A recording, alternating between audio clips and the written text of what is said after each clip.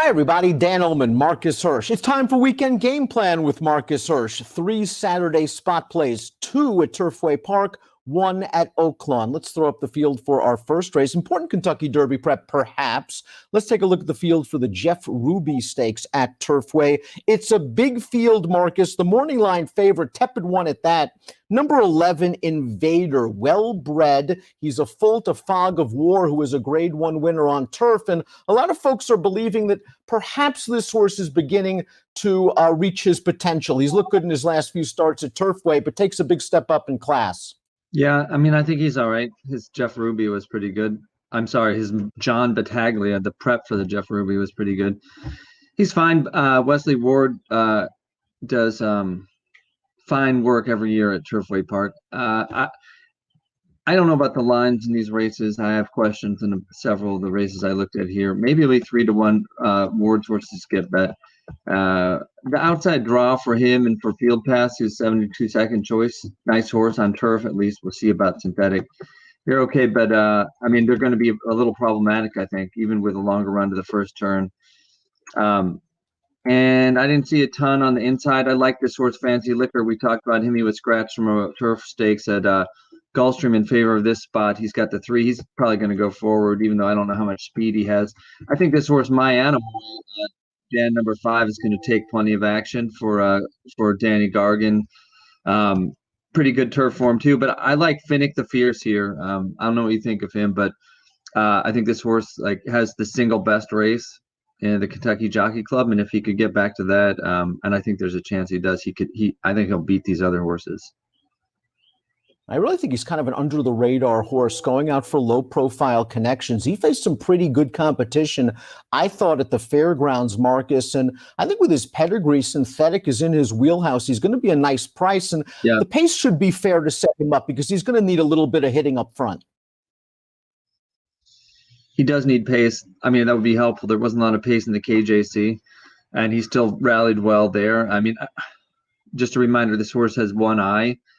He does not have a right eye. So when he drew the rail in the Lecomte, that was especially deleterious for him since, he wanted to get to the outside. I thought he ran okay there. He had some trouble. And I just thought he really had no chance. And, Modernist was everything in the second division of the Risen Star that he was in that finished in the top end. They were close to the pace. He was farther off it. I think it was kind of a wasted trip down there. It didn't turn out right for him. But the KJC Silver Prospector, Tis the Law, Enforceable, that's looking like a super key race. This horse was second by 3/4 of length with closing on Silver Prospector. Maybe that's the best he'll ever run in his life. But if he progresses on that at all, I think he can win this race. Well, it'll be a juicy price in the Jeff Ruby Stakes, and hopefully your selection will be well done. We'll move to the Kentucky Cup Classic for older horses at Turfway Park, and a horse very familiar with the Jeff Ruby Stakes. Some like it, Hot Brown. Looks like he's getting back into form. He's going to take a lot of money in this race. Yeah, definitely. I think he'll be the very solid favorite. You've got the name brand connections with Maker, and I read Ortiz named.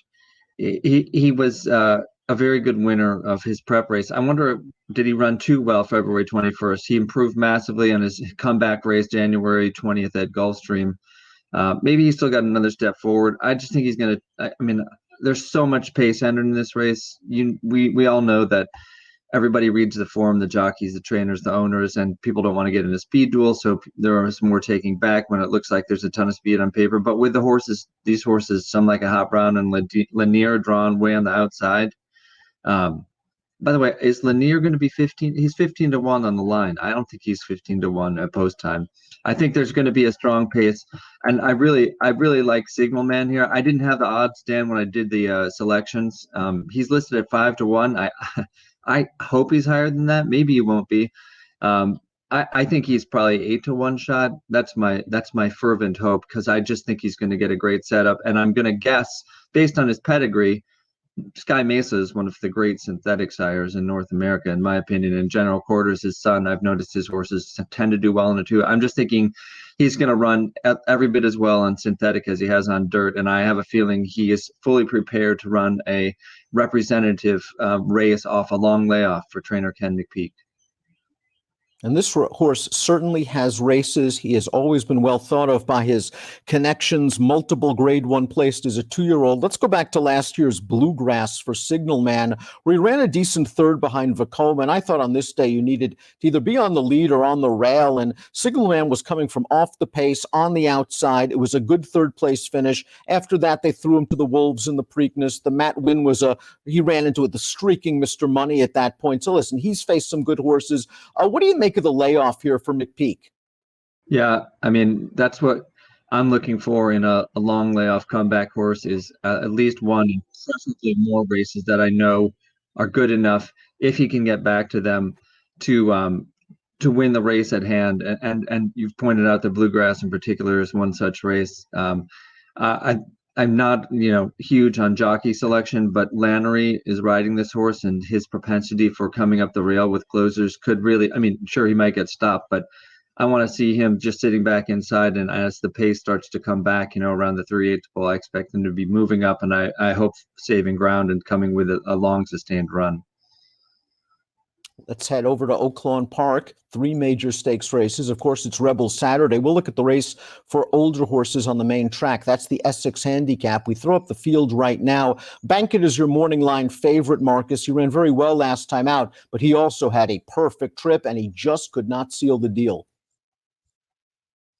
Yeah, Bankit's fine. This is another race where I didn't have the line when I was looking at the races, and the horse that I picked out here as a play, Pioneer Spirit. I kind of, if I would have made the line, I probably would have made him a little higher than he is on this line, 3-1. Maybe he's just so obviously going to get a great trip that he's going to get bet that much. And there's also, there is something to consider here in that these, Oaklawn gets huge weekend crowds, and there's no attendance. So it's going to change the pool of money that's bet into this race and maybe take out a lot of the less well-informed money. Even just to the extent that, casual fans don't even think that carefully probably about lone speed and going to the front without a lot of competition. And that's what, to me, it looks like is going to happen in this race with Pioneer Spirit. I also just noticed the weather forecast is like it was as of yesterday, Thursday, 90% chance of rain during the day. This is a horse that seems to love a wet track. He's run well on any number of them. He's 7. He was claimed for $150,000 in the fall from a high percentage outfit. It's possible he's in decline, but I think he just had such a rough trip in the Razorback when he wants to be, on the lead or just outside and in the clear. Didn't get that trip at all and ran into a very sharp horse in Warrior's Charge. I'm not going to say that one race indicates he's over the top and is not going to get back to a race like the 5th season. Here is the 5th season, the faster division of the 5th season, and he was able to control the pace. He ran very, very well, obviously, in this spot, and that is his game. He just hulks up when he's able to get to the front. I know Snapper Sinclair has a little bit of early speed, but not to the extent of Pioneer Spirit. And if he gets to the front and controls the pace, he might make 3-1 look pretty good. Yeah, that's, even considering if that's what his price is, if he gets the trip over the surface, that seems possible. I think he's going to be very formidable at 1 1/16, which is pretty much his distance. 3 Saturday weekend game plan spot plays from Marcus. To reiterate, in the Jeff Ruby Stakes, Marcus is going with the 8, Finnick the Fierce. In the Kentucky Cup Classic, it is going to be number 9, Signal Man. And in the Essex Handicap, it's the number 7, Pioneer Spirit. Best of luck with your wagers.